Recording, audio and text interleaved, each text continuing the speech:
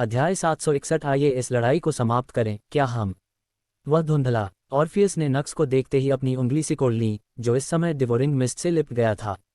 जब मैं पहली बार आपसे मिला तो मुझे दानव शरीर का एहसास नहीं हुआ। ऑर्फियस ने अपनी उंगली सिकोड़ ली। ये जोड़ी उनके लिए शेयर की गई है। सबसे पहले, द्वंद्व होने से पहले वह मानव ब्लडहॉट हाउस में जासूसों का पता लगाने में सफल रहा जैसे कि यह कुछ भी नहीं था।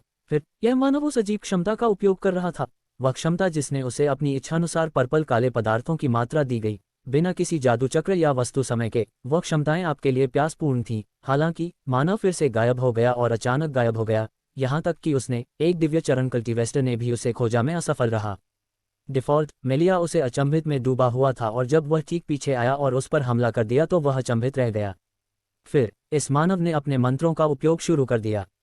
वह आग का गोला है। लगभग हर कोई नहीं जानता था कि यह सबसे पुराना 8 सितारा फायर स्पेल था। हालांकि किसी कारण से इस आदमी ने जिस फायरबॉल का उपयोग किया था, उसकी सेना कम से कम एक्सट्रीम 9 स्टार स्पेल की थी और उस दूरी से यह उसे घायल करने में भी सफल रहा। बेटी, जो एक महान ऋषि क्रांतिकारी थी।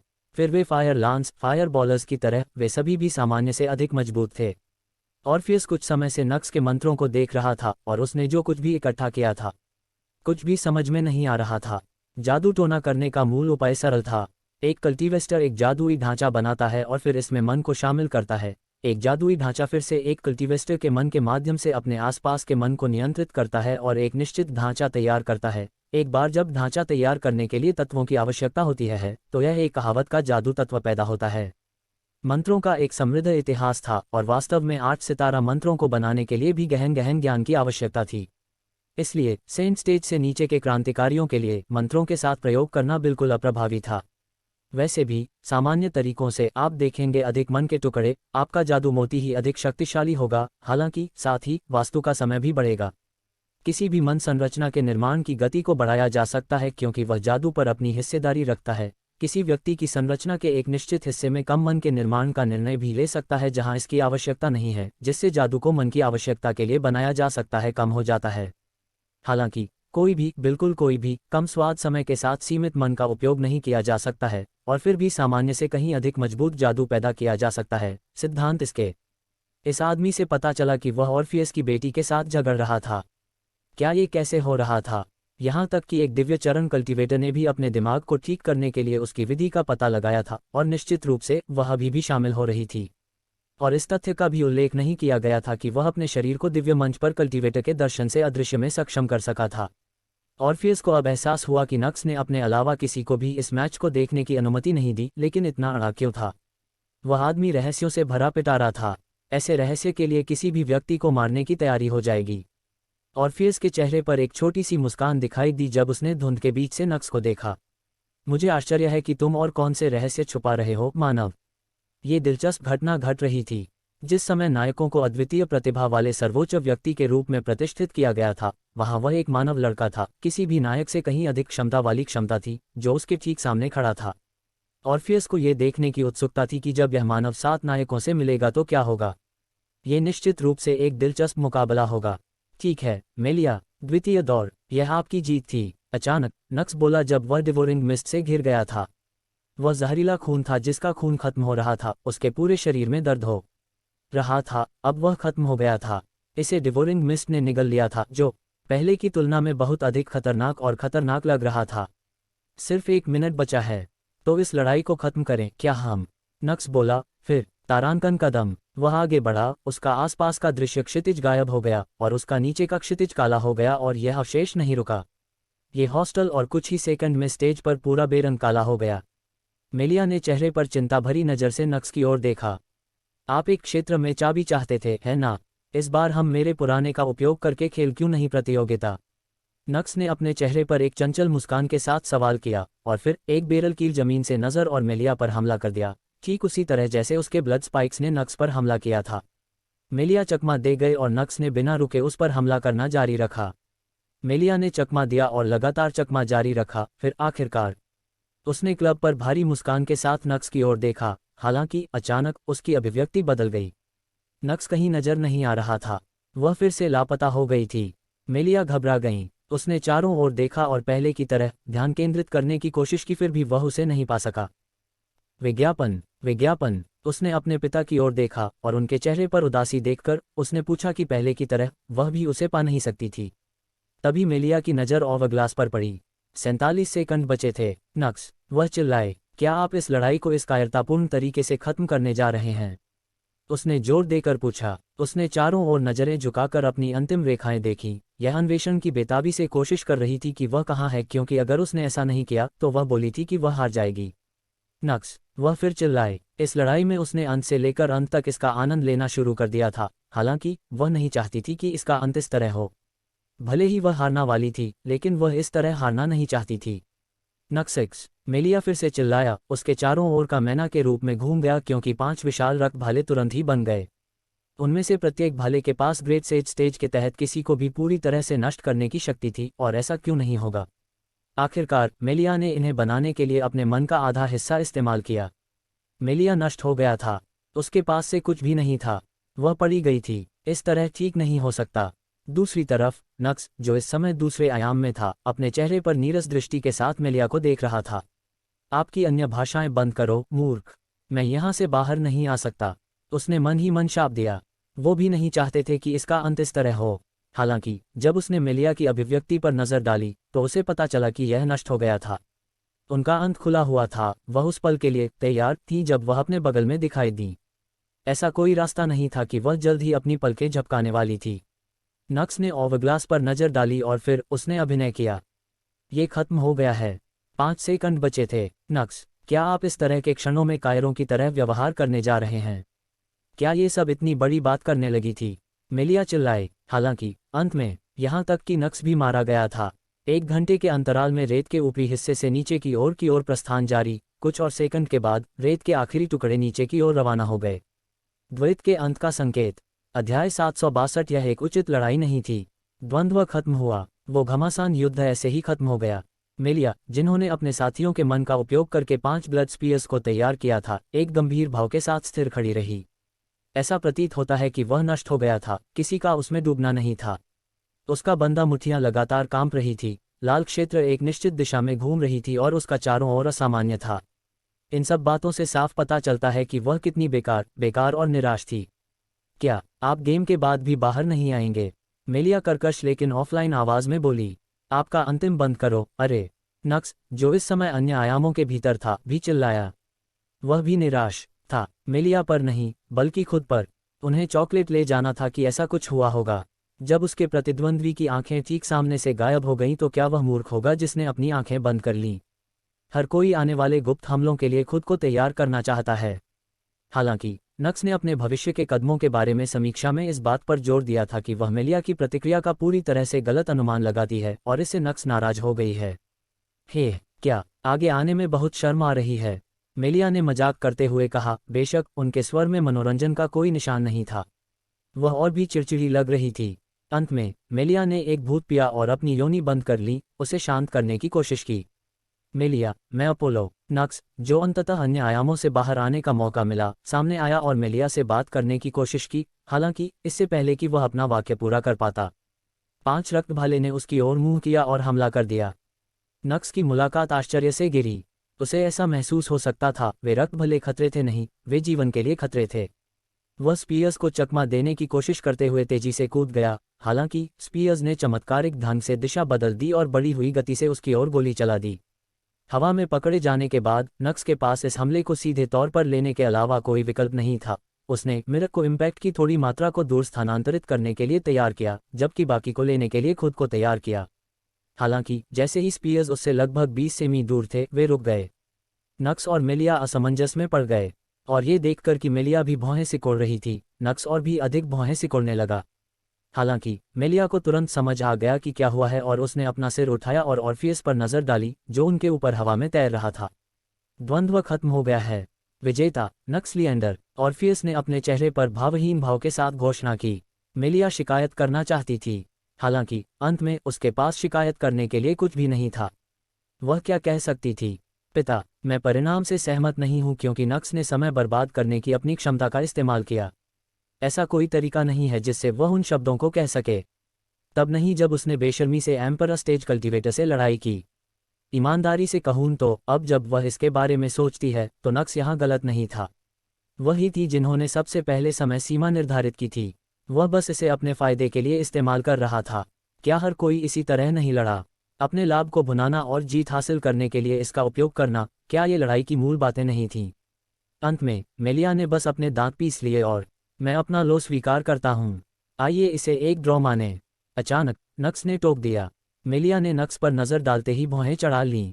हालांकि नक्स ने उसकी आंखों में देखा और उत्तर दिया, मैं इस लड़ाई के नतीजे से संतुष्ट नहीं हूँ। लड़ाई को इस तरह समाप्त करने का मेरा कभी इरादा नहीं था।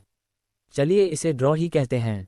किसी को भी दूसरे के कबीले में शामिल होने की ज़रूरत नहीं है। हम दोनों अपना अपना कबीला बनाएंगे। हालांकि मेरा सुझाव है कि एक बार जब हम अपने कबीले बना लें तो हम दोनों को एक गठबंधन बनाना चाहिए।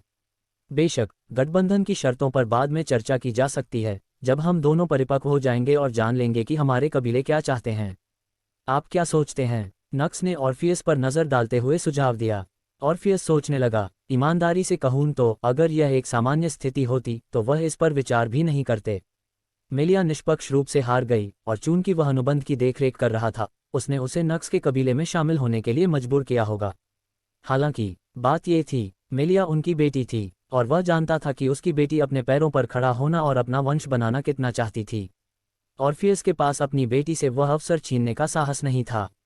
वह एक सर्वशक्तिमान वैम्पायर ड्यूक हो सकता है जो हमेशा निष्पक्ष रहता है और अपनी बात पर अड़ा रहता है, हालांकि अपनी बेटी के सामने वह बस एक पिता था। एक पिता के तौर पर भले ही उन्हें अपना घमंड थोड़ा निगलना पड़े, अपनी बेटी की खुशी के लिए वो ऐसा करेगा। नहीं। हालांकि इससे पहले कि ऑर्फियस कुछ कह पाता, जैसा कि मैंने कहा, मैं अपना नुकसान स्वीकार करता हूँ और मैं अपने वचन का सम्मान करूंगा। मैं आपके कबीले में शामिल हो जाऊंगा। मेलिया अपने चेहरे पर दृढ़ भाव के साथ बोली। मेलिया, यह उचित लड़ाई नहीं थी, नक्स बोला। हाँ, ऐसा नहीं था।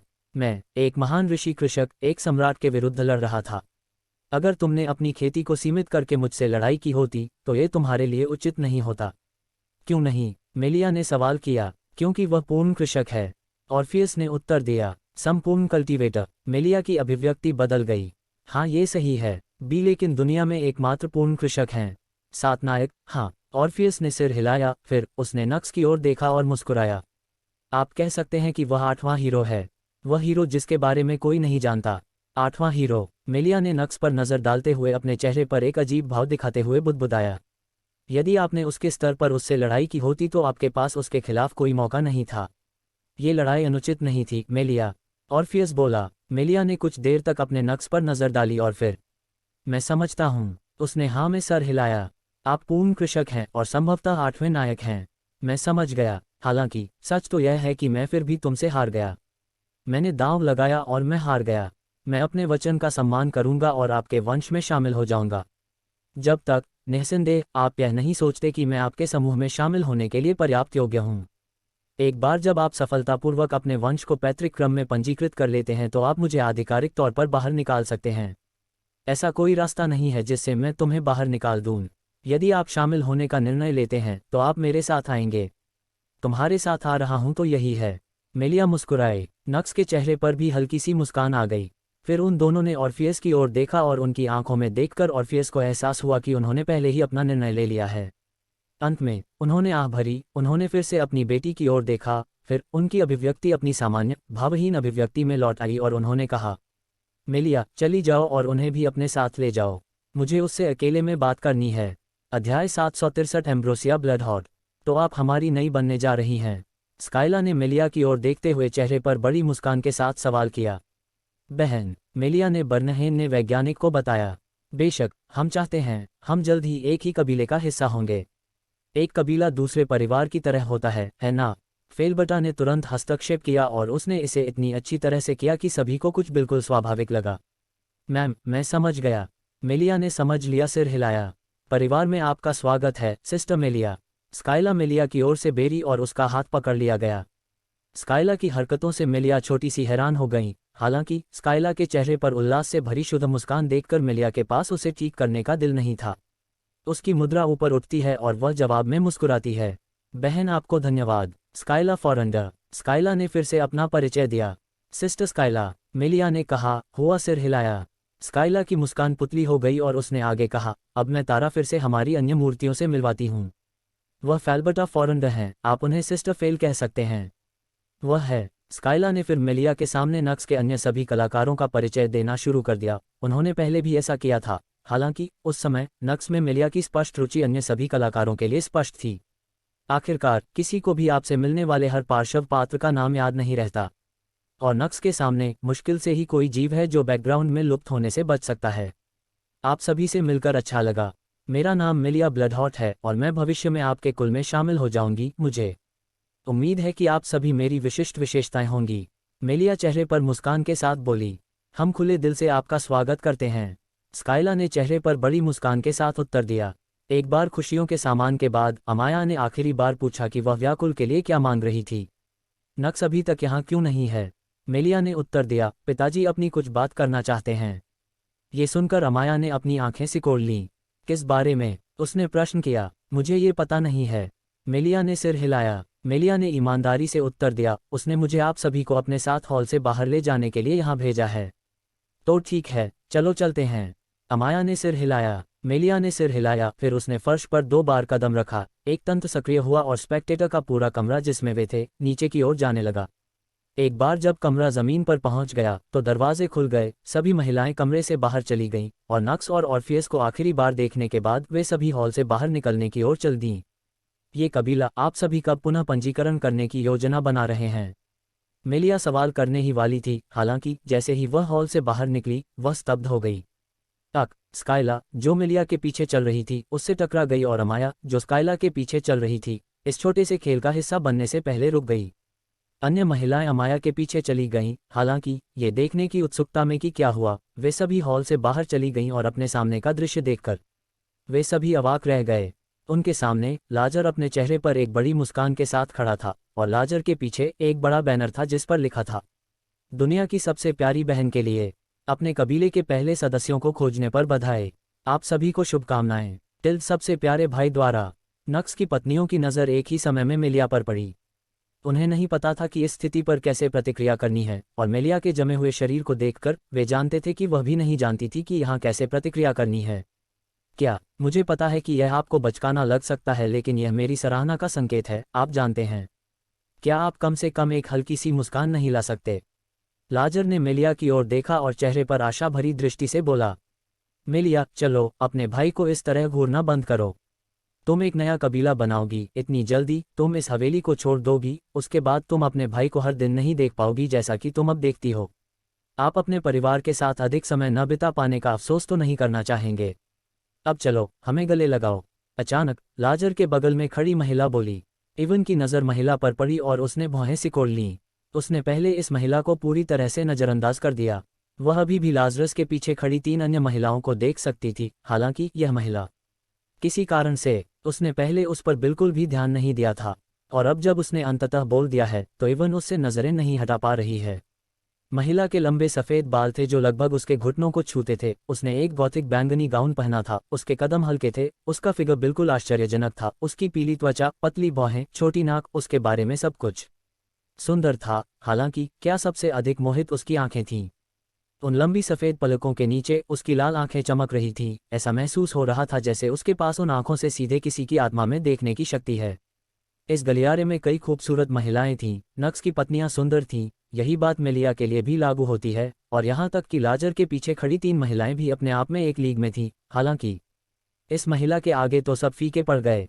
हो सकता है कि वह सक्कुबस रानी ऐशेत जितनी आकर्षक न हो, हालांकि सुंदरता के मामले में वह निश्चित रूप से उस महिला से आगे निकल गई। उसकी आंखों में मत देखो। अचानक इवन को अपने मन में एक आवाज़ सुनाई दी। आखिरकार वह अपनी नींद से बाहर आई और स्काइला को देखा, जिसके चेहरे पर असामान्य रूप से गंभीर नजर आ रही थी। जब उसने सफ़ेद बालों वाली महिला पर नजर डाली, उसकी आंखें अजीब हैं। स्काइला ने चेहरे पर झुंझलाहट लाते हुए बुदबुदाया। अन्य महिलाओं ने भी भौहें सिकोड़ लीं। आखिर यह महिला कौन थी? उन्होंने पहले उसकी उपस्थिति पर ध्यान कैसे नहीं दिया? माँ, अचानक मेलिया बुदबुदाया। आह, तो वह मेलिया की माँ है। एडा को एहसास हुआ और उसने समझ में सिर हिलाया। रुको, अगर वह मेलिया की माँ है तो जरूर। दूसरी ओर फेल्बर्टा के चेहरे पर बिल्कुल अलग प्रतिक्रिया थी। एम्ब्रोसिया ब्लडहॉट, ड्यूक ऑर्फियस ब्लडहॉट की एकमात्र पत्नी, और अमाया, जिसने ब्लडहॉट फैमिली के बारे में अल्लूरा द्वारा बताई गई हर बात जान ली थी, अपने चेहरे पर सावधान भाव के साथ बोली। ब्लडहॉट हाउस का दूसरा दिव्य स्टेज कल्टीवेटर। अध्याय 763 एम्ब्रोसिया ब्लडहॉट। तो आप हमारी नई बनने जा रही हैं? स्काइला ने मेलिया की ओर देखते हुए चेहरे पर बड़ी मुस्कान के साथ सवाल किया। बहन, मेलिया ने बर्नहेम ने वैज्ञानिक को बताया। बेशक, हम चाहते हैं, हम जल्द ही एक ही कबीले का हिस्सा होंगे। एक कबीला दूसरे परिवार की तरह होता है ना? फेलबटा ने तुरंत हस्तक्षेप किया और उसने इसे इतनी अच्छी तरह से किया कि सभी को कुछ बिल्कुल स्वाभाविक लगा। मैम, मैं समझ गया। मेलिया ने समझ लिया, सिर हिलाया। परिवार में आपका स्वागत है सिस्टर मेलिया। स्काइला मेलिया की ओर से बेरी और उसका हाथ पकड़ लिया गया। स्काइला की हरकतों से मेलिया छोटी सी हैरान हो गई। हालांकि स्काइला के चेहरे पर उल्लास से भरी शुद्ध मुस्कान देखकर मेलिया के पास उसे ठीक करने का दिल नहीं था। उसकी मुद्रा ऊपर उठती है और वह जवाब में मुस्कुराती है। बहन, आपको धन्यवाद। स्काइला फॉरेंडर। स्काइला ने फिर से अपना परिचय दिया। सिस्टर स्काइला, मेलिया ने कहा, हुआ सिर हिलाया। स्काइला की मुस्कान पुतली हो गई और उसने आगे कहा, अब मैं तारा फिर से हमारी अन्य मूर्तियों से मिलवाती हूँ। वह फेलबटा फॉरेंडर हैं, आप उन्हें सिस्टर फेल कह सकते हैं।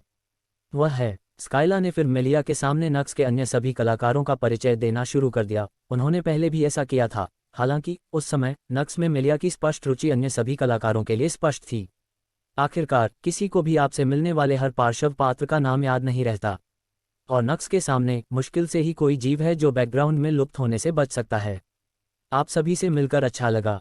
मेरा नाम मेलिया ब्लडहॉट है और मैं भविष्य में आपके कुल में शामिल हो जाऊंगी। मुझे उम्मीद है कि आप सभी मेरी विशिष्ट विशेषताएं होंगी। मेलिया चेहरे पर मुस्कान के साथ बोली, हम खुले दिल से आपका स्वागत करते हैं। स्काइला ने चेहरे पर बड़ी मुस्कान के साथ उत्तर दिया। एक बार खुशियों के सामान के बाद अमाया ने आखिरी बार पूछा कि वह व्याकुल के लिए क्या मांग रही थी। नक्स अभी तक यहाँ क्यों नहीं है? मेलिया ने उत्तर दिया, पिताजी अपनी कुछ बात करना चाहते हैं। ये सुनकर अमाया ने अपनी आंखें सिकोड़ लीं। किस बारे में? उसने प्रश्न किया। मुझे ये पता नहीं है।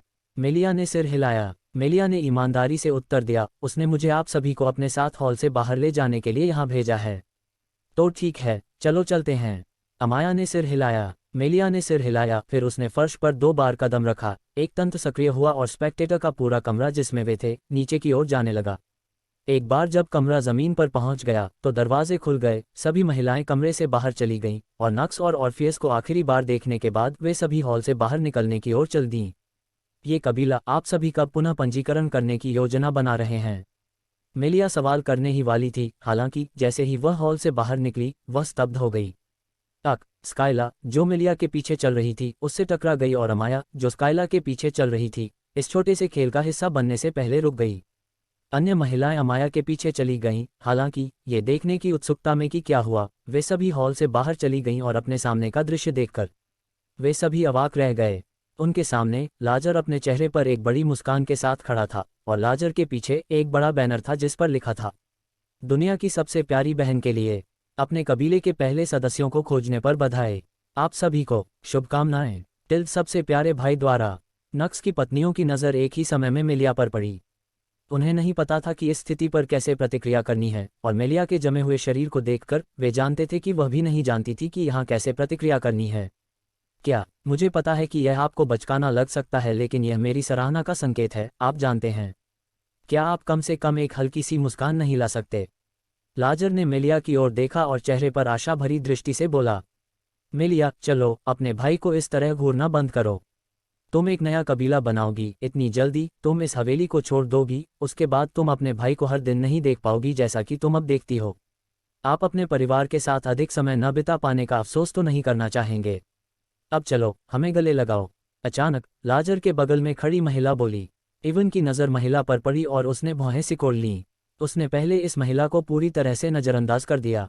वह अभी भी लाजरस के पीछे खड़ी 3 अन्य महिलाओं को देख सकती थी। हालांकि यह महिला किसी कारण से उसने पहले उस पर बिल्कुल भी ध्यान नहीं दिया था, और अब जब उसने अंततः बोल दिया है तो इवन उससे नजरें नहीं हटा पा रही है। महिला के लंबे सफ़ेद बाल थे जो लगभग उसके घुटनों को छूते थे। उसने एक गॉथिक बैंगनी गाउन पहना था। उसके कदम हल्के थे। उसका फिगर बिल्कुल आश्चर्यजनक था। उसकी पीली त्वचा, पतली भौहें, छोटी नाक, उसके बारे में सब कुछ सुंदर था। हालांकि क्या सबसे अधिक मोहित उसकी आंखें थीं। उन लंबी सफ़ेद पलकों के नीचे उसकी लाल आंखें चमक रही थीं। ऐसा महसूस हो रहा था जैसे उसके पास उन आंखों से सीधे किसी की आत्मा में देखने की शक्ति है। इस गलियारे में कई खूबसूरत महिलाएं थीं। नक्स की पत्नियां सुंदर थीं। यही बात मेलिया के लिए भी लागू होती है, और यहाँ तक कि लाजर के पीछे खड़ी 3 महिलाएं भी अपने आप में एक लीग में थीं। हालांकि इस महिला के आगे तो सब फीके पड़ गए। हो सकता है कि वह सक्कुबस रानी ऐशेत जितनी आकर्षक न हो, हालांकि सुंदरता के मामले में वह निश्चित रूप से उस महिला से आगे निकल गई। उसकी आंखों में मत देखो। अचानक इवन को अपने मन में एक आवाज़ सुनाई दी। आखिरकार वह अपनी नींद से बाहर आई और स्काइला को देखा, जिसके चेहरे पर असामान्य रूप से गंभीर नजर आ रही थी जब उसने सफ़ेद बालों वाली महिला पर नजर डाली। उसकी आंखें अजीब हैं, स्काइला ने चेहरे पर झुंझलाहट लाते हुए बुदबुदाया। अन्य महिलाओं ने भी भौहें सिकोड़ लीं। आखिर यह महिला कौन थी? उन्होंने पहले उसकी उपस्थिति पर ध्यान कैसे नहीं दिया? माँ, अचानक मेलिया बुदबुदाया। आह, तो वह मेलिया की माँ है। एडा को एहसास हुआ और उसने समझ में सिर हिलाया। रुको, अगर वह मेलिया की माँ है तो जरूर। दूसरी ओर फेल्बर्टा के चेहरे पर बिल्कुल अलग प्रतिक्रिया थी। एम्ब्रोसिया ब्लडहॉट, ड्यूक ऑर्फियस ब्लडहॉट की एकमात्र पत्नी, और अमाया, जिसने ब्लडहॉट फैमिली के बारे में अल्लूरा द्वारा बताई गई हर बात जान ली थी, अपने चेहरे पर सावधान भाव के साथ बोली। ब्लडहॉट हाउस का दूसरा दिव्य स्टेज कल्टीवेटर। अध्याय 765। मैं एक सामान्य अनाथ हूँ जो भूले हुए महाद्वीप से आया हूँ। एक दिव्य मंच कल्टीवेस्टर कह रहा है कि उसके पास कुछ करने का अधिकार नहीं है। सबसे शक्तिशाली लोगों को अपनी इच्छानुसार कार्य करने का अधिकार क्यों नहीं होगा? इसका कोई मतलब नहीं है।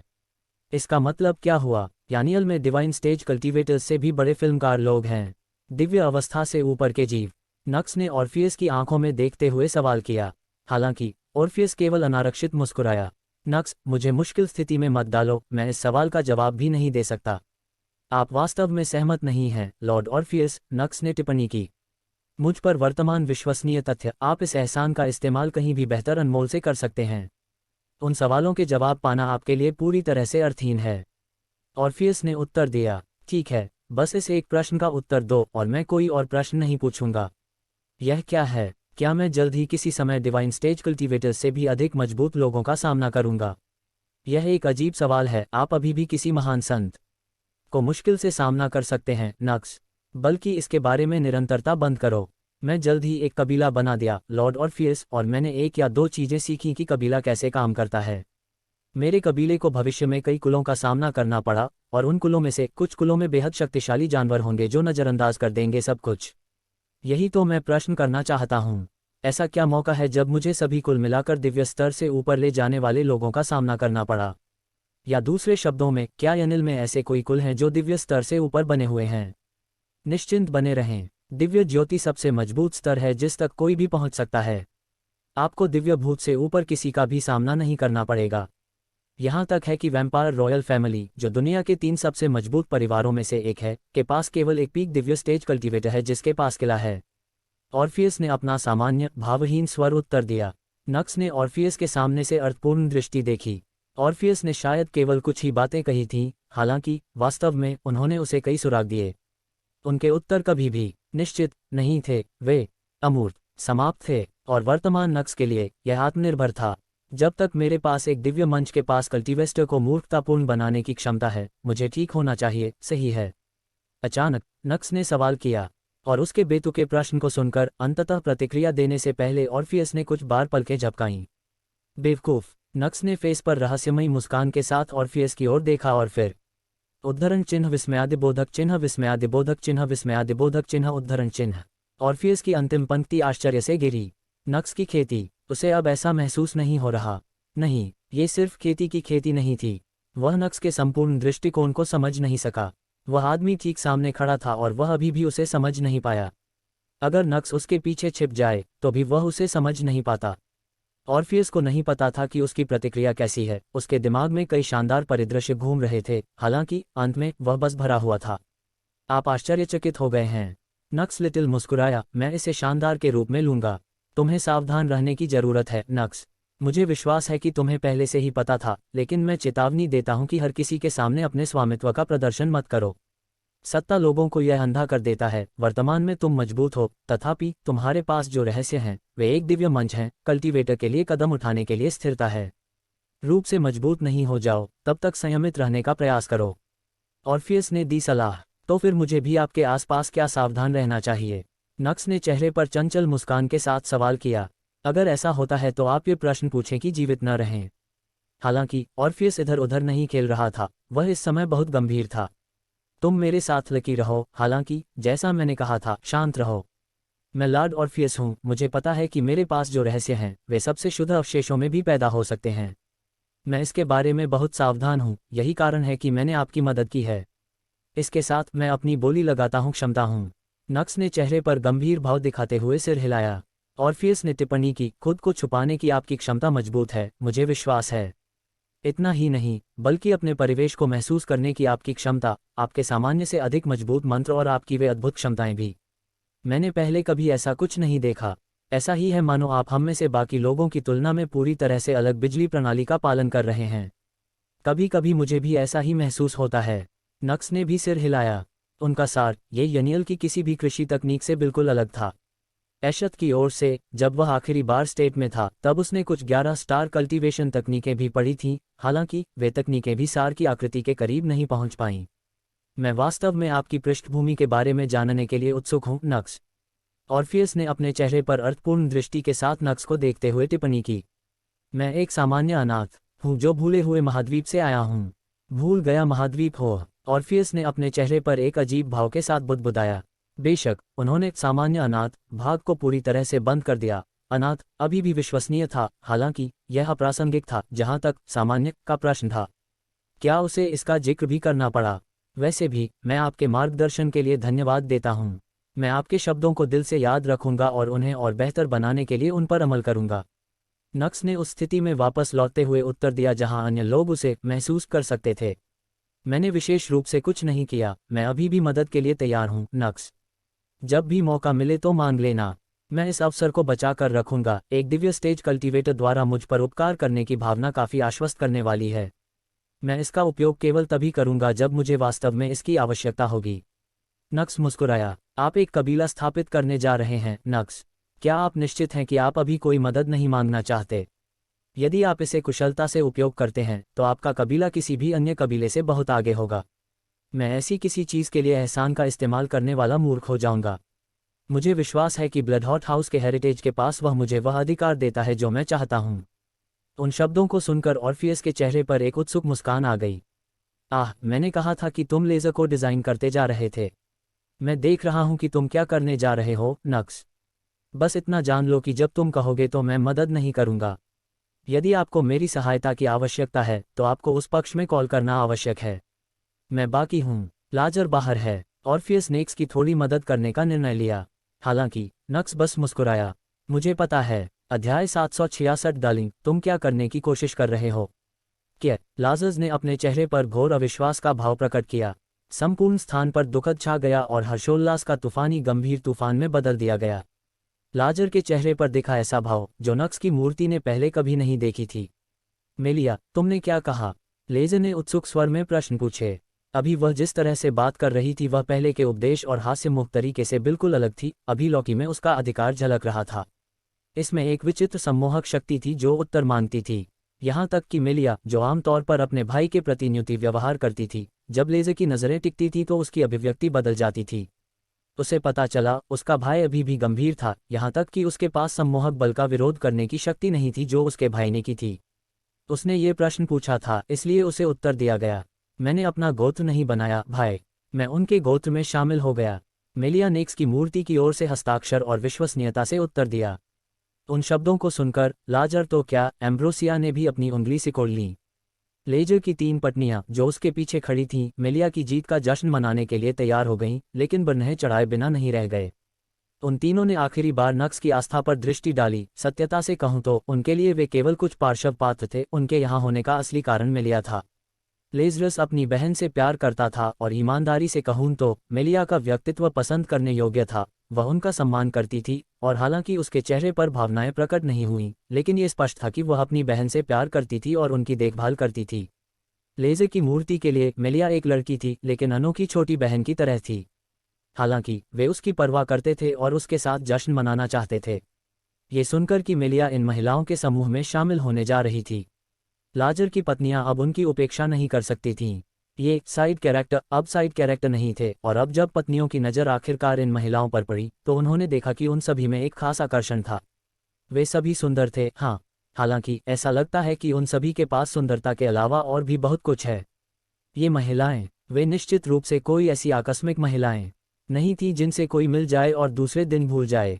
वे अलग थीं। लाजर की पत्नियां असमंजस में पड़ गईं। ये सारी औरतें एक ही आदमी की थीं, और वह भी एक एम्परर स्टेज कल्टीवेटर।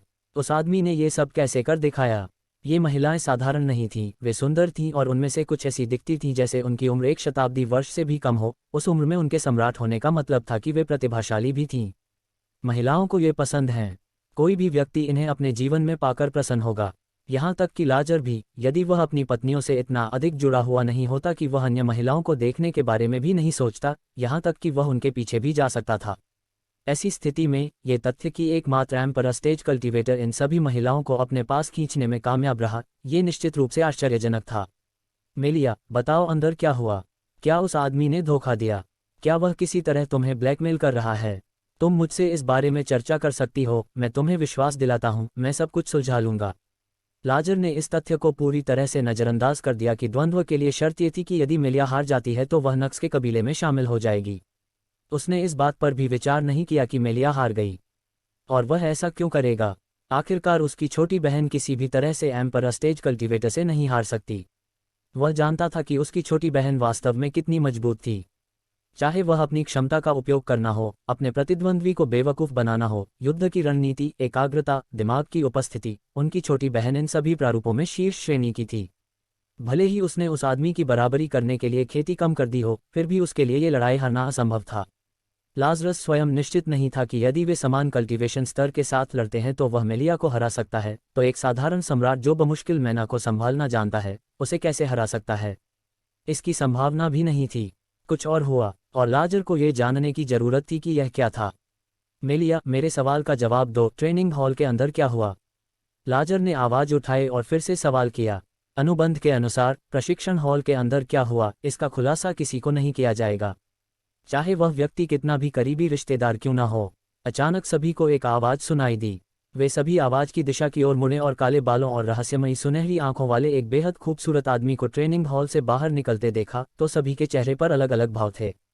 नक्स की पत्नियों के चेहरे पर हल्की सी मुस्कान थी। जब लाजर की पत्नियां नक्स पर पढ़ीं तो उनकी भौहें तन गईं।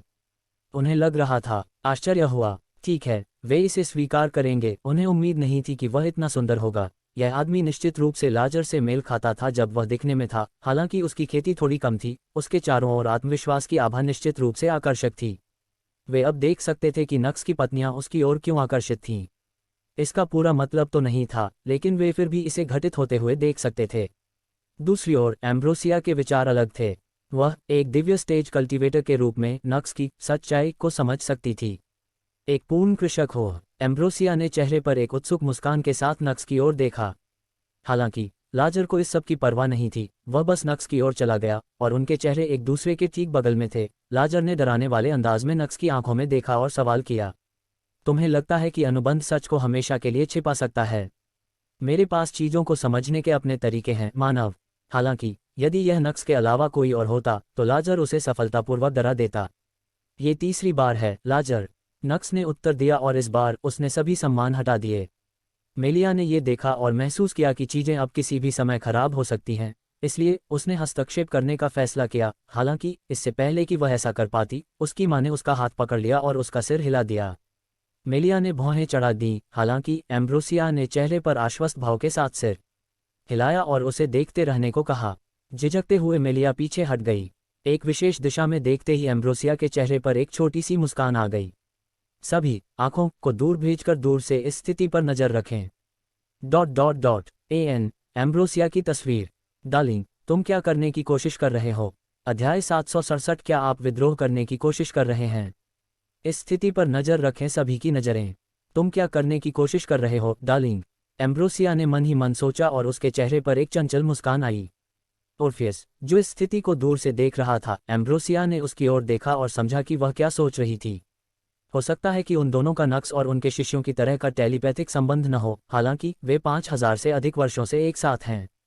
5000 वर्ष बहुत लंबा समय था, ऑर्फियस और एम्ब्रोसिया अब एक दूसरे की तरह की किताब खोल सकते हैं।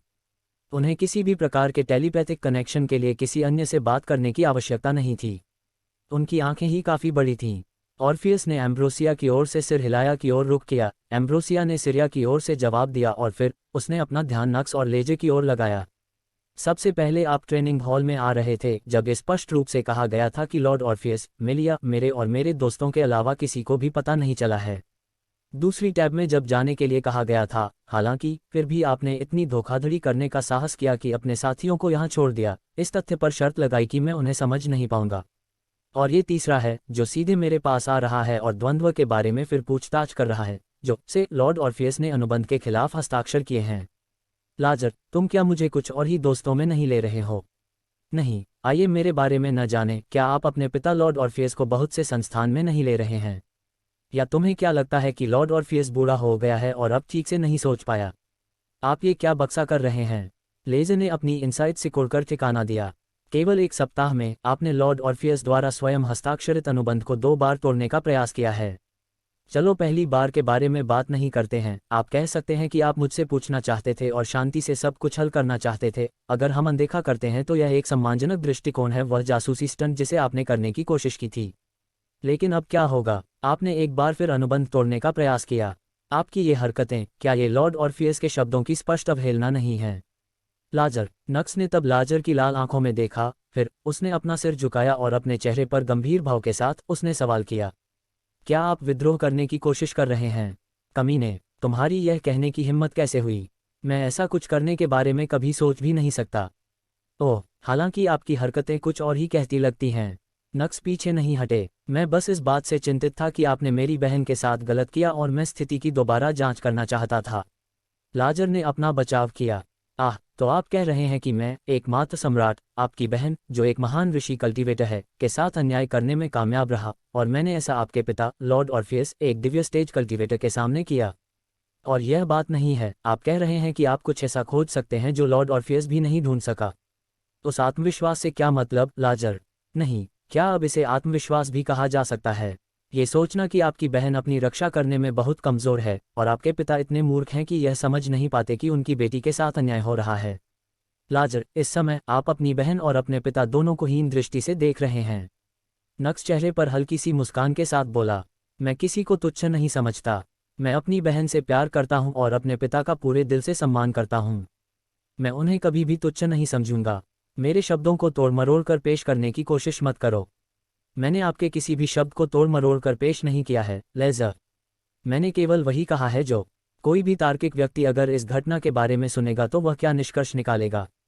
कमीने, लाजर की आंखें गुस्से से लाल हो गईं। अंत में नक्स के शब्दों ने उसकी मानसिक स्थिति पर असर डाला। इस कमीने ने लगातार उस पर अपनी बहन और पिता को नीची नज़र से देखने का आरोप लगाया। उसने यहाँ तक कहा कि वह विद्रोह करने की योजना बना रहा था। लाजर जैसा कोई जिसके मन में ब्लेडहॉट परिवार के प्रति गहरा सम्मान और अपने परिवार के प्रति गहरा प्यार था, इन शब्दों ने उसके दिल को छू लिया। अब खुद पर काबू नहीं रख पा रहा, लाजर आगे बढ़ा, अपनी दाहिनी मुट्ठी बंद की और नक्स के चेहरे पर अपना मुक्का मारा। योहो! हालांकि इससे पहले कि लाजर का मुक्का नक्स को छू पाता, लाजर का शरीर जम गया।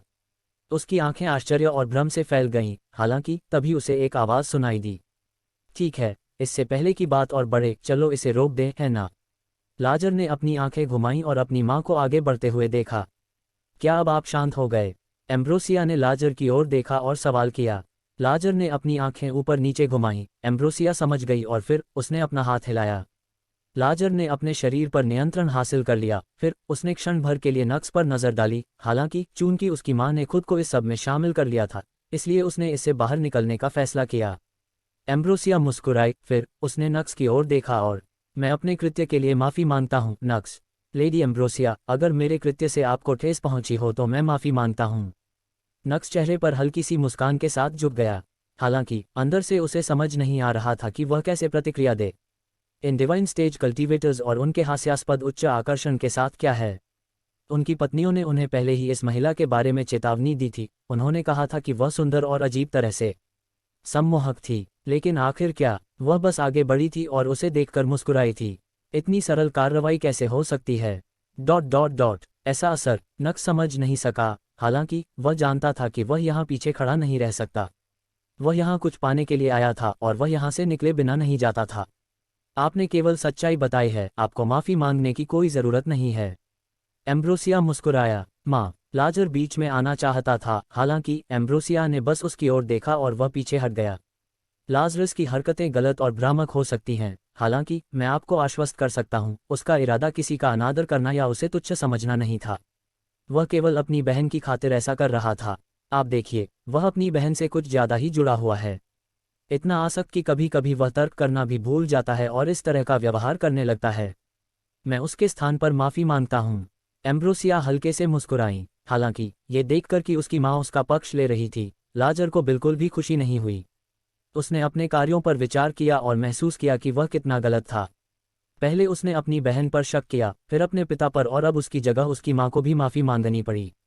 लाजर ने क्रोध से अपनी मुट्ठियां भींच लीं और दांत भींच लिए। वह अपने आप में निराश था। अध्याय 768 हम वहां का सबसे मजबूत कबीला बनेंगे। पहले उसने अपनी बहन को चौदा, फिर अपने पिता को, और अब उसकी जगह उसकी माँ को भी माफ़ी मांगनी पड़ी। लाजर ने गुस्से से अपनी मुट्ठियां भींच लीं और दांत भींच लिए। वह अपने आप में निराश था। ठीक है, मैं भी उसे पूरी तरह से दोष नहीं दे सकता।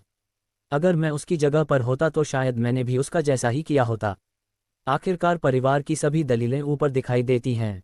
नक्स ने लगातार अपनी बात पर सिर हिलाते हुए उत्तर दिया। लाजर ने अद्भुत भाव से नक्स की ओर देखा। हालांकि नक्स ने इसे पूरी तरह से बंद कर दिया और मेलिया की ओर देखा। इसके अलावा मैं उस प्रिय व्यक्ति पर निराशाजनक भाव भी नहीं देखता। मैं पूरी तरह से समझ सकता हूं कि लेजर कहां से आ रहा है। उन शब्दों को सुनकर मेलिया ने अपनी आंखें फाड़ दी। फिर जब उसने किसी की ओर नहीं देखा तो उसका चेहरा छोटा लाल हो गया। उनकी प्रतिक्रिया देखकर लेज़र की मूर्ति ने आश्चर्य से अपनी आंखें ऊपर उठा लीं। फिर उन्होंने एक दूसरे को देखा और एक दूसरे से कहा। वे समझ गए कि दूसरे क्या सोच रहे हैं। क्या हमारी छोटी मेलिया सिर्फ शर्मा गई? 3 महिलाओं ने लेजर की ओर देखा और जब शीलिया मेल की ओर देखा तो उनकी हैरान करने वाली अभिव्यक्ति को देखकर उन्हें पता चला कि लेजर भी प्रभावित थी। दूसरी ओर एम्ब्रोसिया ने अपनी बात कही। उसे उम्मीद नहीं थी कि यह मानवीय व्यक्तित्व होगा, और उसकी बेटी की प्रतिक्रिया, उसे यह मनोरंजक लगा। क्या मुझे अपनी बेटी को उसके वंश में शामिल होने वाले सहायक उपकरण चाहिए? मैं अपनी नन्ही परी को पूरी तरह से खो सकती हूँ। ठीक है, चलो इसे रोकें। क्या हम भाई ने ये सब तैयार कर लिया है तो चलो इसे तोड़ दो। मैं नेक्स के कबीले में शामिल हो गया हूँ। हालांकि इसका मतलब यह नहीं है कि मैं निराश हूँ। मैंने आज बहुत कुछ सीखा है और मुझे पता है कि इस कबीले में शामिल होकर मैं कई नई चीज़ें भी सीखूंगा। ये कबीला अब हमारा नया घर होगा और मैं आपसे वादा करता हूँ, भविष्य में हम वहाँ सबसे मजबूत कबीला बन जाएंगे। ब्लडहॉट हाउस से भी अधिक मजबूत। मेलिया ने नक्स की ओर देखा और मुस्कुराए। नक्स वापस मुस्कुराया और चेहरे पर आश्वस्त भाव के साथ सिर हिलाया। मेलिया की मुस्कान चौड़ी हो गई। फिर उसने जारी रखा, और यह सब हासिल करने के लिए मैं जल्द ही ब्लडहॉट हाउस छोड़ दूंगा, और मुझे उम्मीद है कि आप सभी मेरे फैसले का समर्थन करेंगे। हम पूरे दिल से आपका समर्थन करते हैं, मेल, एम्ब्रोसिया ने चेहरे पर मुस्कान के साथ कहा। हालांकि यह उम्मीद न करें कि हम आपको इतनी आसानी से हमसे आगे निकलने देंगे। हम अपना सब कुछ लगा देंगे। मुझे इससे कम कुछ भी उम्मीद नहीं है। माँ और बेटी ने एक दूसरे की ओर देखा और मुस्कुराए। ठीक है, मेरी बेटी की प्रगति का जश्न मनाने के लिए आइए इसे खाने की मेज पर जारी रखें। एम्ब्रोसिया ने सभी का ध्यान आकर्षित करते हुए ताली बजाई। दीवार पर लटका हुआ बैनर अपने आप हिल गया और फिर गायब हो गया। मेरे पीछे आओ, एम्ब्रोसिया ने मुड़ते हुए कहा। 10 मिनट बाद समूह ने एक भव्य कमरे में प्रवेश किया जिसमें फर्श पर भूरे पीले रंग की टाइलें थीं, हल्की भूरी दीवारें थीं, एक विशाल खिड़की थी जो पूरे यनियल रात के हलचल वाले साम्राज्य में सबसे सुंदर दृश्यों में से एक में खुलती थी। कमरा बड़ा था और बीच में एक बड़ी डाइनिंग टेबल थी जिसके शीर्ष पर कई स्वादिष्ट व्यंजन थे। मेज़बान की सीट पर बैठते समय एम्ब्रोसिया मुस्कुराई और सभी को अपनी सीट पर बैठने के लिए कहा। लाजर एम्ब्रोसिया के बगल में बैठा था, उसकी पत्नियां दूसरी तरफ बैठी थीं। मेलिया लाजर के सामने और अपनी माँ के बगल में बैठी थी। उसके बगल में नक्स और फिर उसकी पत्नियां बैठी थीं। दूसरे मेज़बान की सीट पर कोई नहीं बैठा। वह ऑर्फियस की थी और चूंकि वह यहाँ नहीं था इसलिए उसकी सीट खाली रह गई थी। ठीक है, मेरा मानना है कि परिचय क्रम में हैं। एम्ब्रोसिया ने चेहरे पर सुंदर मुस्कान के साथ बात की। ऑर्फियस और मेलिया के विपरीत, जो शायद ही कभी भावनाएं दिखाते थे, एम्ब्रोसिया के चेहरे पर हमेशा एक आकर्षक मुस्कान रहती थी। ऐसा लगता था कि अपनी शक्ल सूरत के विपरीत जब अपनी भावनाओं को दिखाने की बात आई तो लाजर ने अपनी माँ का सहारा लिया, जबकि दूसरी ओर मेलिया अपने पिता का महिला संस्करण जैसी थी। फिर एम्ब्रोसिया ने लाजरस के बगल में बैठी लाल बालों वाली महिला की ओर इशारा किया और बोली, नक्स, मुझे यकीन है कि आप सोच रहे होंगे कि ये खूबसूरत महिलाएं कौन हैं, तो आइए मैं उन्हें आपसे मिलवाता हूँ। वह लूसियाना ब्लडहॉट, मेलिया की भाभी और लाजर की पहली पत्नी है। तुमसे मिलकर खुशी हुई, नक्स, लूसियाना चेहरे पर मुस्कान के साथ बोली। एम्ब्रोसिया ने जारी रखा और सुनहरे बालों वाली लड़की की ओर इशारा किया। वह एस्मे ब्लेडहॉट लाजर की दूसरी पत्नी है और नीले बालों वाली प्यारी महिला क्लाउडिया ब्लेडहॉट लाजर की तीसरी पत्नी है। नक्स ने अपने सामने 3 महिलाओं की ओर सिर हिलाया और मुस्कुराया। वे तीनों खूबसूरत थीं और कमजोर भी नहीं थीं। पहली पत्नी लुसियाना मेलिया से भी ज्यादा ताकतवर थी, वह सेमी सेंट कल्टीवेटर थी। बाकी दोनों भी कमजोर नहीं थीं, वे भी ग्रेट सेज कल्टीवेटर थीं। सुंदर और शक्तिशाली। यदि नक्स उनसे पहले मिला होता तो वह निश्चित रूप से उनसे मंत्रमुग्ध हो जाता। हालांकि एम्ब्रोसिया के सामने उनका आकर्षण फीका पड़ गया। निस्संदेह इसका मतलब यह नहीं था कि नक्स इसके बारे में झिझक रहा था। उसने विनम्रता से अभिवादन करने से पहले इनमें से प्रत्येक महिला की ओर देखा और उनकी आंखों में देखा। मैं नक्स लिएंडर हूँ, मुझे आशा है कि आप सभी मेरा ख्याल रखेंगे। फिर उसने अपनी पत्नियों की ओर इशारा किया और उनका भी परिचय कराया। परिचय हो जाने के बाद लुसियाना ने नक्स की ओर देखा और प्रशंसा की। नक्स, मुझे कहना होगा, तुम्हारी पत्नियां सुंदर हैं। वे वास्तव में हैं। नक्स ने चेहरे पर हल्की मुस्कान के साथ अपनी पत्नियों की ओर देखते हुए सिर हिलाया। उनकी पत्नियां मुस्कुरा दीं। जश्न की पार्टी जारी रही और सभी लोग एक दूसरे से बातें करते रहे। शराब भी तुरंत लाई गई, जिससे पार्टी और भी जीवंत हो गई। पार्टी काफी देर तक चलती रही, फिर अंततः एम्ब्रोसिया उठ खड़ी हुई। ठीक है प्यारे लोग, मेरे पास अभी भी वह जगह है जहां मुझे होना चाहिए। आप भोजन का आनंद लेते हैं और नक्स, और अधिक मांगने में संकोच न करें। बिल्कुल, नक्स ने चेहरे पर मुस्कान के साथ उत्तर दिया। एम्ब्रोसिया ने सिर हिलाया और फिर वह चली गई। जैसे ही वह चली गई, ऐसा लगा जैसे कमरे में सभी को बांधने वाली जंजीरें गायब हो गईं और मेलिया और लाजर को छोड़कर सभी ने राहत की सांस ली। एम्ब्रोसिया हर किसी के लिए खुली थी और उसके चेहरे पर हर समय एक मुस्कुराहट रहती थी। वह घमंडी नहीं थी, न ही वह घमंडी थी, वह दूसरों से बहुत ऊपर थी। वह हर किसी के प्रति उचित सम्मान दिखाती थी। हालांकि इतना सब होने के बाद भी वह अभी भी उसके चारों ओर एक डराने वाली आभा थी। शायद ये तथ्य कि वह एकदम सही थी जिसने उसे इतना भयभीत कर दिया था। कुल मिलाकर जब एम्ब्रोसिया चली गई तभी सभी ने राहत की सांस ली, लेकिन अचानक लाजर अपनी कुर्सी से खड़ा हुआ और फिर वह नक्स की ओर चला गया। अध्याय 769 आप क्या चाहते हैं। एम्ब्रोसिया के जाने के ठीक बाद लेजर अपनी कुर्सी से उठ खड़ा हुआ और फिर उसे नक्स की ओर से गंभीर व्यवहार का सामना करना पड़ा। नक्स, जो इस समय एस्मे से बात कर रहा था, रुक गया और लेजर के चेहरे पर गंभीर भाव देखकर लेजर पर हमला करने वाला क्या था, नक्स ने मन में सोचा।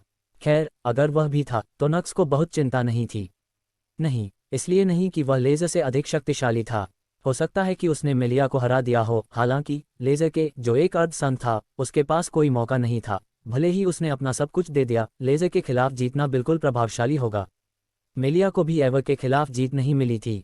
वह अभी भी इसे छिपाकर रख रही थी और अभी भी इसे साकित रखा हुआ था। हालांकि सच्चाई यह है कि उसका पूरा शरीर कमतर बेकार था।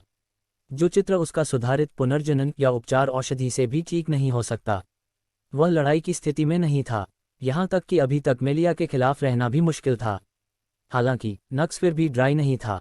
वह क्यों चाहता है? आखिरकार 2 दिव्य स्टेज कल्टीवेस्टर दूर से स्थिति की निगरानी कर रहे थे। मैं क्षमा प्रार्थी हूँ। हालांकि जब नक्स ये सब सोच रहा था, लेजर ने सभी को आश्चर्यचकित कर दिया। नक्स ने अपनी आंखें ऊपर उठाईं।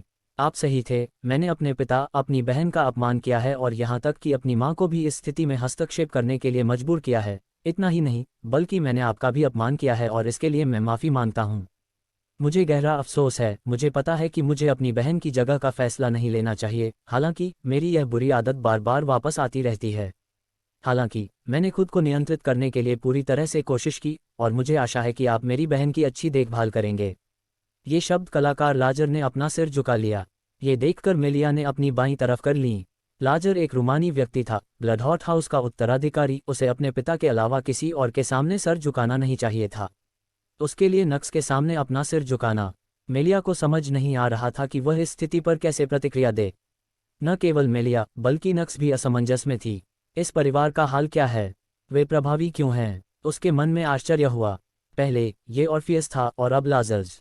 उसने सोचा कि लेजर घमंडी होगा और अपनी सहमति को स्वीकार नहीं करना चाहेगा। वह भविष्य में इसका उपयोग करने की योजना बना रहा था, लेकिन लेजर द्वारा इतनी गंभीर अभिव्यक्ति के साथ माफिया प्राइमांडा के बाद नक्स को पता नहीं था कि क्या करना है।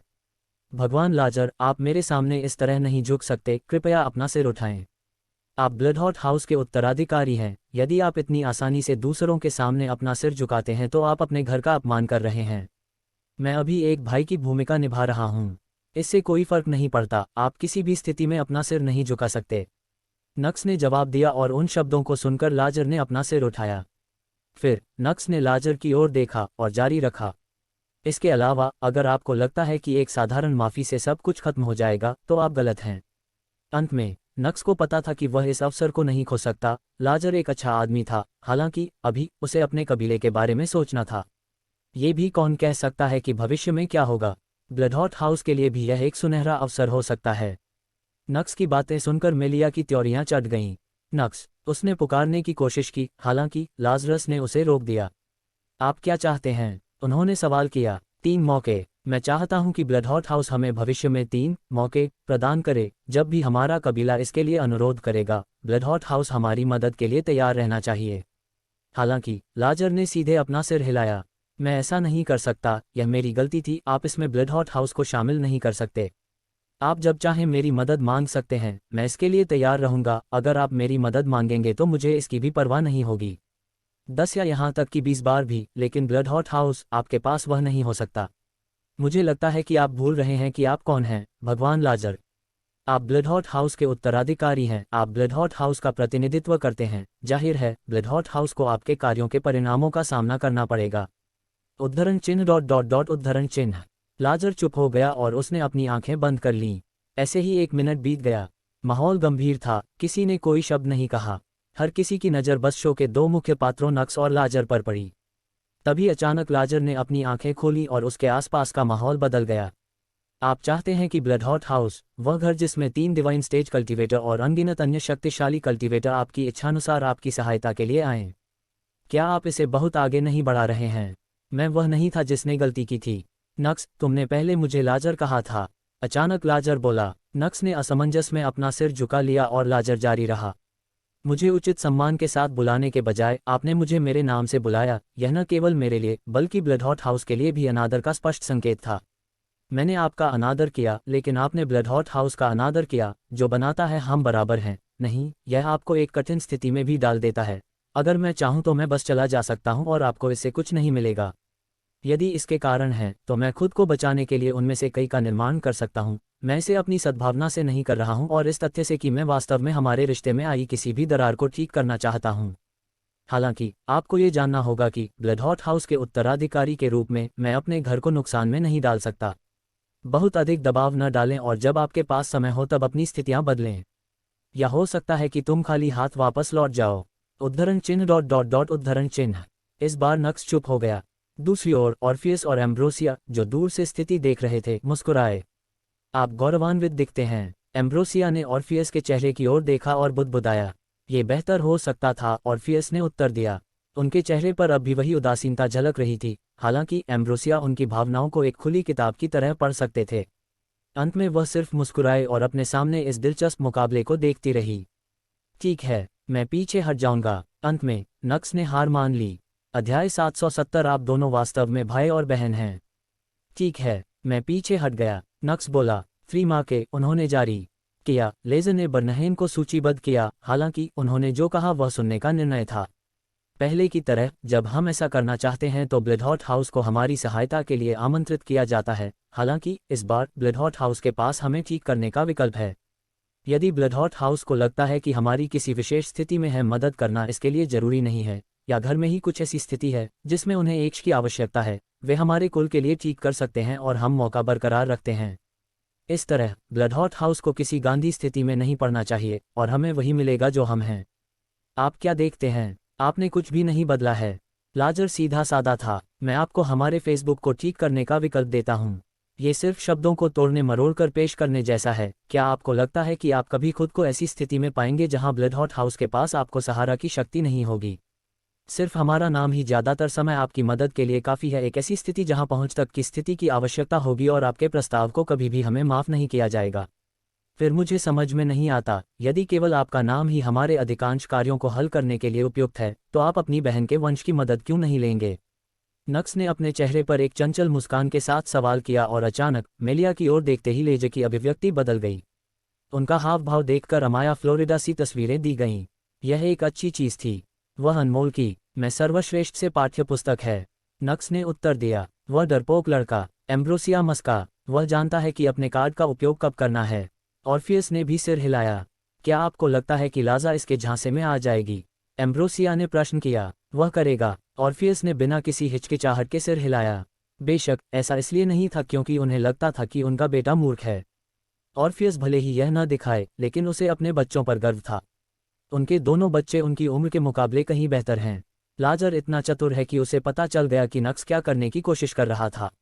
नक्स अपनी बहन से कुछ हासिल करने के लिए उसका इस्तेमाल कर रहा था, यहाँ तक कि एक बच्चा भी ये देख सकता था। और लाजरस अगर चाहे तो आसानी से इससे बच सकता था। हालांकि बात यह थी कि वह इससे बच सकता था अगर वह चाहे। लेकिन क्या लाजर अपनी बहन की मदद नहीं करना चाहता? बेशक वह चाहता है। हालांकि मेलिया इसे कभी स्वीकार नहीं करेगी। वह, जो अपने दम पर खड़ा होना चाहती है, कभी अपने भाई से मदद भी नहीं मांगेगी। हालांकि ये 3 मौके लाजर के लिए परोक्ष रूप से मदद करने और यहाँ तक कि अपनी बहन से मिलने के 3 अवसर थे, वह संभवतः इसे कैसे अस्वीकार कर सकता है? ये सब सोचते हुए ऑर्फियस ने अपना सिर हिला दिया। उसका बेटा, वह अपने परिवार से कुछ ज्यादा ही प्यार करता था। यह एक नेता के लिए अच्छा गुण नहीं था। उसे देखकर एम्ब्रोसिया हंसी और फिर उसने सवाल किया, अगर तुम होती तो क्या तुम भी इसके चक्कर में पड़ जाती, प्रिय? ऑर्फियस ने एम्ब्रोसिया पर नजर डाली और फिर वह भी हंसा। मैंने ये किया होता। वह अच्छे नेता भी नहीं थे। चूंकि मैंने गलती की है, इसलिए मुझे इसकी जिम्मेदारी लेनी चाहिए। मैं आपका प्रस्ताव स्वीकार करता हूँ, नक्स। जैसा कि ऑर्फियस ने भविष्यवाणी की थी, लाजर ने अपना हाथ बढ़ाया और नक्स का सौदा स्वीकार कर लिया। नक्स ने लाजर से हाथ मिलाया और मुस्कुराया। लाजर ने कहा, मैं आपके भविष्य के प्रयासों के लिए शुभकामनाएं देता हूँ। आपको भी मुबारक हो। नक्स ने सिर हिलाया। उन दोनों ने एक दूसरे की ओर सिर हिलाया। फिर अचानक नक्स की अभिव्यक्ति थोड़ी बदल गई। भगवान लाजर, अब मैं स्वयं को क्षमा कर दूंगा। लाजर ने सिर हिलाया। नक्स फिर घूमा और चला गया। भैया, मैं भी विदा ले लूंगा। उसे दूर जाता देख मेलिया भी बोली। उसे नक्स से बात करने की जरूरत थी। अचानक नक्स की पत्नियों के हाव भाव भी बदल गए। उन सभी ने भी खुद को माफ कर दिया और नक्स के पीछे चल दी। उन्हें क्या हुआ? लाजर असमंजस में पड़ गया। मुझे नहीं पता, शायद वे अपनी जीत का जश्न मनाने जा रहे हैं। आखिरकार उन्होंने मेलिया और ब्लडहॉट हाउस का समर्थन जीत लिया। यह उनके लिए एक बड़ा दिन है। लूसियाना हाथ में शराब का गिलास लेकर लाजर की ओर चली और चेहरे पर मनमोहक मुस्कान के साथ बोली, किसी कारण से मुझे नहीं लगता कि यह मामला है। लाजर ने बुदबुदाया। हालांकि फिर उसने शराब का गिलास उठाया और एक घूंट पी लिया। दूसरी ओर नक्स, जो दूर जा रहा था, ने एक आवाज सुनी। नक्स, यह मेलिया थी। नक्स उसके लिए रुका। मेलिया ने उसे पकड़ लिया। आपने ऐसा क्यों किया? मेलिया ने सवाल किया। क्या? अज्ञानी मत बनो। तुमने जो तुम चाहते थे उसे करने के लिए मेरे भाई को उकसाने के लिए मेरा इस्तेमाल किया। हाँ है। अचानक नक्स ने आह भरी। मेलिया ने अपनी आंखें सिकोड़ लीं। आप दोनों सचमुच भाई बहन हैं। नक्स ने टिप्पणी की। तुम्हारा इससे क्या मतलब है?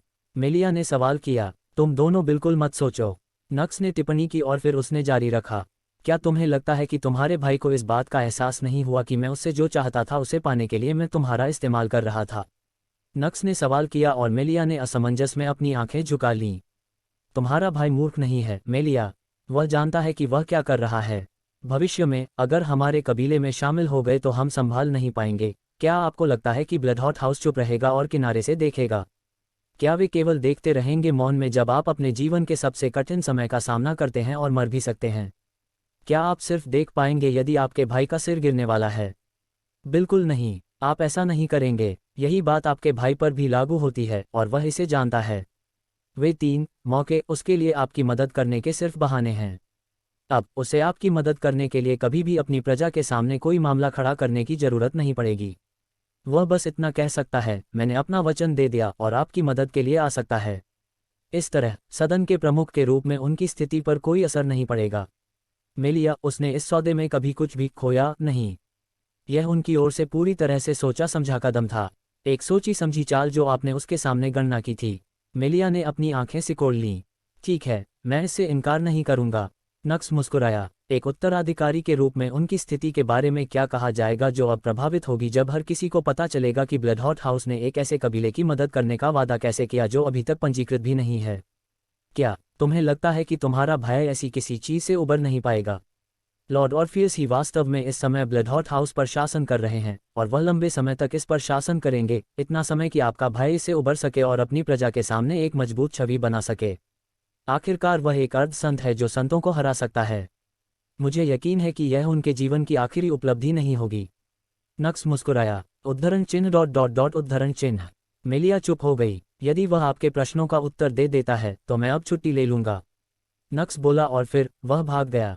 मेलिया ने भौहें चढ़ा दी, वह उसे रोकना चाहती थी, हालांकि तभी उसने नक्स की पत्नियों को वहां से गुजरते और चिंतित चेहरे के साथ नक्स की ओर भागते देखा।